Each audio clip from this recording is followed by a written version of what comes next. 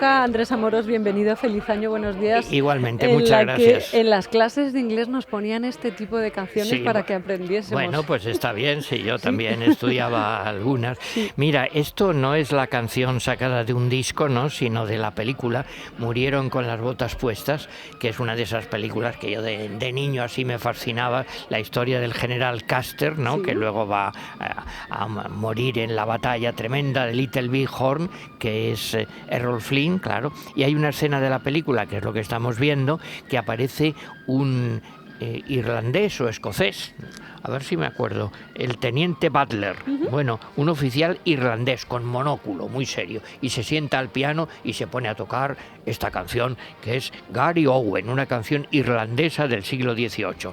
No desmayéis, hijos de Baco, uníos a mí, gallardos jóvenes, echemos un buen trago. Es una manera de animarse para ir a la batalla. Bueno, luego te contaré lo que pasó en la batalla al final, pero esto lo traigo a colación porque voy a comentar un libro que es, el título resumido es El salvaje oeste. En realidad el título completo: Mitos, leyendas y tesoros del salvaje oeste. El autor es Javier Ramos y lo ha editado ahora a fines de año del 21. Modus Operandi, es cortito, que a mí me gusta, 206 páginas, 20 euros. Y el autor es periodista, autor de varios libros de divulgación histórica y además en su blog tiene muchísimos seguidores. Bueno, y lo que cuenta es un tema que a mí me parece precioso. Todos conocemos el oeste, el Far West, a través de las películas, claro, de Hollywood sobre todo, ¿no?, o del spaghetti western. Pues bien, ¿qué hay detrás de verdad? La historia real, documentada, detrás de las leyendas. Bueno, y te resumo. En primer lugar, algunas ideas básicas y luego pasamos a algunas anécdotas. Ideas básicas. Fíjate que hay cosas que a mí me sorprende, claro, porque no caes en ello. No. Primero, el oeste, el Far West, tiene mucho que ver con la historia de España, ¿eh? Claro, que por allí tiene mucho de los conquistadores, los exploradores. Segundo, esto se refiere a una época muy concreta, del año 1865, en que acaba la guerra civil, a 10 años después, una cosa así. Es una historia siempre épica, porque se trata de colonizar, luchar con una naturaleza inmensa, salvaje, tremenda. Entonces es una epopeya. Es que son héroes, bueno, pues héroes y buenos y malos, luces y sombras. ¿Quiénes son los perdedores siempre? Pues los indios, claro.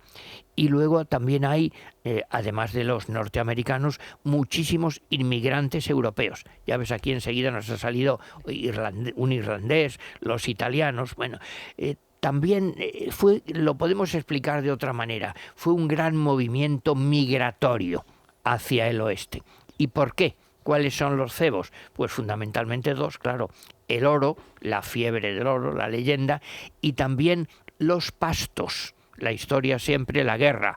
Los ganaderos contra los agricultores, la tierra para sembrar o para los pastos, para el ganado. Luego también es muy importante el cambio que va surgiendo en el transporte. Primero, el caballo, por supuesto, luego la diligencia, que es muy distinta a la que vemos en las películas, y finalmente el ferrocarril, claro, la llegada del tren. Sí. Si te acuerdas, echar una vuelta en el West, el final llega el tren ya y eso cambia, es la nueva época absolutamente. Otra cosa también curiosa que he visto en este libro y no lo había pensado, también en el oeste hay mujeres, y muy olvidadas, mujeres buenas, malas y regulares, y pistoleras y prostíbulos y de todo. Y hay en el oeste, en el Far West, un código de valores. Dice, porque claro, allí la ley llegaba pues escasamente, pero hay unos valores que se suelen respetar. El coraje, claro, bueno, pero también la amistad, el respeto a los débiles, el deseo de independencia, el deseo de libertad, el que cada uno es dueño de su destino. Y fíjate, curiosamente, esta gran aventura colectiva de alguna manera forjó el carácter norteamericano, porque esto se conserva, con todos los cambios que se quiera, como un ideal durante mucho tiempo. Y como género artístico, digamos, esto cuando empieza a aparecer primero en el periódico, Luego en las novelas por entregas, claro, tú decías Marcial Lafuente Estefanía, nosotros, bueno, pues el Pulp Fiction también, y luego llega al cine. Y luego, sobre todo, lo que yo creo que le va a interesar pues más a los que leen esta obra, claro, porque todos hemos visto montones de películas y nos suenan más o menos una serie de personajes. Bueno, pues aquí cuenta cómo eran esos personajes de verdad. Y yo te voy contando algunos que he apuntado, los que me llaman más la atención. Hay muchísimos, pero los que yo conocía. Bueno, antes de nada, primero, antes de personajes. Claro, las leyendas de tesoros que hubo en el Far West. El tesoro de Moctezuma, ¿sí?, que si lo escondió por Hernán Cortés. Las ciudades de Cibola o Cíbola, ¿sabes eso? Uy, bueno, esa es una historia preciosa, una leyenda de unos frailes de origen español que se fueron allí, fundaron unas ciudades y allí buscaban que todo era llena de mármol, lapislázuli y oro, y los exploradores, los conquistadores españoles buscándolo. Ramón Sender tiene una novela muy bonita, las novelas ejemplares de Cíbola. El tesoro de Maximiliano, el emperador del México, claro. El tesoro de Jesse James, el tesoro que quizá hubo en el Álamo. Bueno, y ya personajes, te voy contando, fíjate, tú y yo recordamos pues de las películas, Billy el Niño. Bueno, Billy el Niño, te digo algunos datos que yo he apuntado que me han llamado la atención.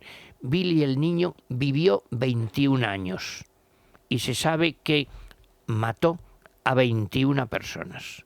Fíjate, bueno, pero por otro lado era un personaje generosísimo, encantador, bueno, que se metía a la gente en el bolsillo porque era simpatiquísimo, eso que vemos en las películas, claro, por ejemplo, de Peckinpah, y bueno, una peculiaridad que aparece en las películas y que de chico yo creo que nos fascinaba a todos, eso que disparaba a la vez con las dos manos. con los dos fusiles allí disparando, los dos rifles. Bueno, también es muy curioso la importancia del revólver, el Colt 45, luego el Winchester 73. Aquí he copiado la frase de propaganda del Colt. Dios creó a los hombres, Colt los hizo iguales. Fíjate que suena un poco tremendo. Pues iguala, eso seguro. Claro, bueno, que no hay uno que sea más fuerte que otro. No. Y cuando el Colt ataca, quedan todos reducidos a lo mismo. No hay solución.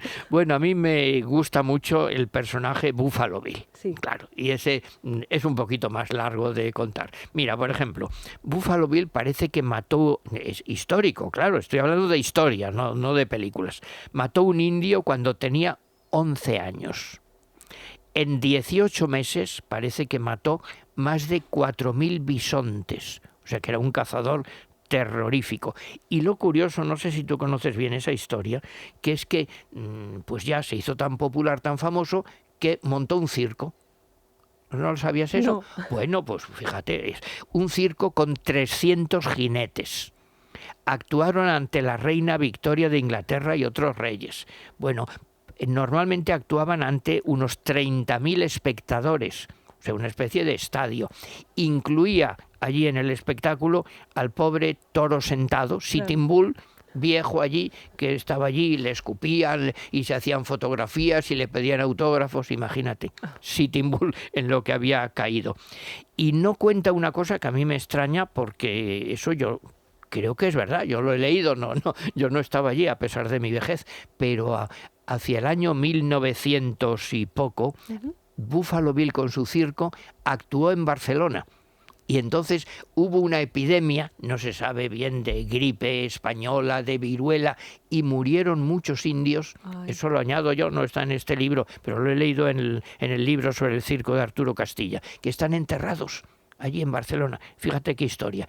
Y luego hay la otra historia, que luego vino años después, un capitán, Edward Grey, que asumió el papel de Buffalo Bill y que iba vestido como él, con la cabellera larga, blanca, igual que él, y lo trajo a España el circo americano. Y yo recuerdo mi fascinación hacia 1900, los años 50 o algo así, de que yo lo vi por la calle, por Madrid, paseando a Buffalo Bill.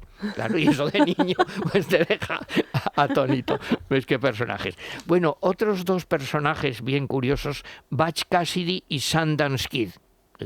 En fin, Raindrops, la canción tan bonita de la película. Hombre, lo que a mí me llama más la atención es el final, que al final, si recuerdas, bueno, se hizo luego una película con lo anterior. Parece ser que murieron acribillados en Bolivia en 1808, en 1908. Pero no es seguro, porque hay una leyenda de que a lo mejor no murieron y que se disfrazaron y que vivieron por Europa, y lo más bonito para mí literariamente, que quizá pudieron llegar a verse en el cine sus aventuras. ¿No te gusta ya eso? Sería demasiado. Claro, bueno, pues pero es las fechas, si la leyenda es verdad. Luego hay otro personaje que yo de chico recuerdo que también había tebeos, no sé si te suena, Will Bill Hickok. No. Bueno, pues ese parece ser que es que el que tenía, el pistolero que tuvo una puntería mayor en el oeste. Y era famoso porque disparaba, veía una manzana en un árbol y disparaba al árbol, rompía la rama y caía la manzana, y en el aire volvía a darle a la manzana, o sea, de 2 disparos seguidos. Bueno, y también se hizo famoso una especie de récord que mató a uno a 69 metros. Y también una anécdota, que es que lo mataron, estaba jugando a las cartas y que no las soltó en el momento de la muerte. Y dijeron, claro, es que llevaba muy buen juego. ¿Te gusta? Bueno, otra historia que yo no sabía, Pancho Villa. Bueno, lo hemos visto en tantas películas. Pancho Villa era, con todos los respetos, una especie de loco, que le dio por invadir Estados Unidos, que claro, tiene su mérito, digámoslo así. Para matarlo, en fin, dice que tuvieron que disparar 850 balas. Y le cortaron la cabeza, y hay toda una leyenda de la cabeza por donde iba, la verdadera, la falsa, y lo que yo no sabía es que para muchos hoy, popularmente, lo tienen por santo. Y hay una especie de invocaciones, peregrinaciones, unas historias. Tú fíjate qué cosas, ¿no? Hombre, el pobre Apache Jerónimo, que lo exhibieron en una exposición a comienzo de siglo y que murió de una manera pues muy poco heroica, porque estaba en el caballo ya viejo y decadente y estaba borracho, se cayó en un río helado y ya de una bronconeumonía se murió. Bueno, hay una cosa curiosa también, y acabo enseguida, la maldición de Tensbatagua, que hicieron unos indios, de que morirían en el cargo los presidentes norteamericanos elegidos en un año terminado en 0. Y ha habido 7 que se ha cumplido. Algún otro no. Harrison, Lincoln, Garfield, McKinley, Roosevelt y Kennedy. Bueno, también cuenta que no fue tan heroico Key Corral. Cuenta algunas mujeres, por ejemplo, Bella Starr, la reina de los bandidos, Annie Oakley, que era la compañera de Buffalo Bill, y también Calamity Jane, Juanita Calamidad, claro, que decían que era tan salvaje y tan grosera como un hombre. Y luego acabo ya las anécdotas, un personaje que a mí me llena de emoción, de ternura, el caballo Comanche. Comanche es el único que se salvó en la batalla de Little Big Horn. Y entonces cuentan, porque eso lo añado yo, lo he leído, que unos soldados que se separaron del ejército de Custer, a lo lejos, lo único que oían era los sonidos otra vez del Gary Owen allí lejos, y a partir de entonces se convirtió en un símbolo del regimiento de caballería, que ya no era de caballería y hoy lo siguen siendo, aunque sea una división acorazada, etcétera. Bueno, en definitiva, y concluyo, mira, cosas que llaman la atención.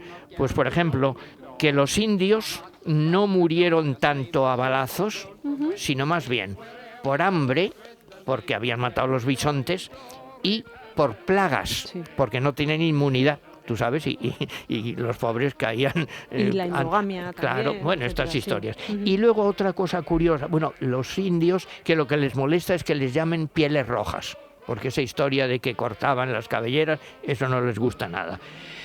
Y otra conclusión, que el salvaje oeste no era tan salvaje, que hubo muchísimas menos muertes en Dodge City, si te acuerdas, Dodge, ciudad sin ley. Sí. Bueno, pues en Chicago en los años 20 muchísimos más morían porque había asociaciones de propietarios, había agencias de arbitraje, aunque no hubiera jueces. En definitiva, mi opinión, pues que es muy interesante conocer la historia verdadera, la historia real, pero es mucho más atractiva la leyenda, claro. Y yo me sigo quedando, pues como hace nuestro amigo Eduardo Torres Dulce con el hombre que mató a Liberty Balance. ¿Qué importa quién lo mató de verdad? Otra historia que a mí me fascina, si la has visto, aquí sale pues muy poquito en la historia, El juez de la horca. El juez de la horca, que es Paul Newman. ¿No has visto esa película? Sí. Bueno, Paul Newman, que vive toda la vida, el juez Roy Bean, enamorado de Ava Gardner, sí, claro, y al final ella aparece. La leyenda es más hermosa que la historia, pero bueno, también está bien conocer la historia en este libro, Salvaje Oeste, de Javier Ramos.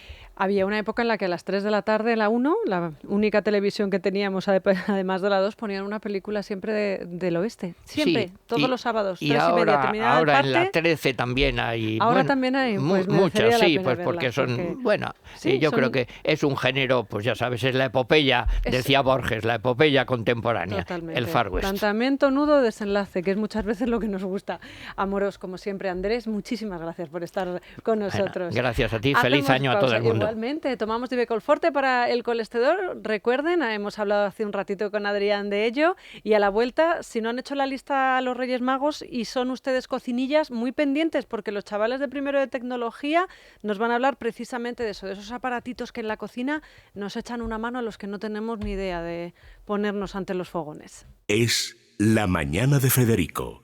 Es radio. Libertad Digital Televisión sigue creciendo. Ya puedes vernos en nuestras nuevas demarcaciones de Alcobendas, Alcalá de Henares, Fuenlabrada y Collado Villalba. Y por supuesto, en Madrid. Si aún no nos ve, resintonice su televisor y podrá disfrutar de todo nuestro contenido. Programas exclusivos, tertulias, cine, ocio. No lo dude. Empiece a disfrutar de una televisión diferente.